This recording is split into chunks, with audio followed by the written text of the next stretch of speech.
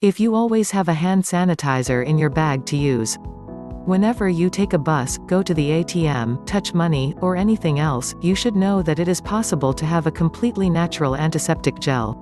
Bacteria are everywhere, and to get rid of them it is necessary to correctly wash your hands, or disinfect them with a good hand sanitizer. So, in today's video, you will learn how to make your own homemade sanitizer using only simple ingredients. Made with natural ingredients, this gel must be applied without rinsing. You can use it in between your fingers, and on all of your hand.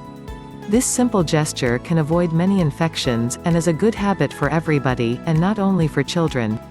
Are you enjoying this video? Then give it a thumbs up to help our channel. Ingredients for making natural sanitizer: 5 to 10 drops of lavender essential oil, 30 drops of tea tree essential oil 0.5%, 1 tablespoon of witch hazel extract or high concentration vodka, 6.76 ounces of pure aloe vera gel, 1/4 teaspoon of vitamin E oil. Let's make this sanitizer. First, in a small glass container, mix the essential oils and the vitamin E. Add witch hazel or vodka to the oil and mix again.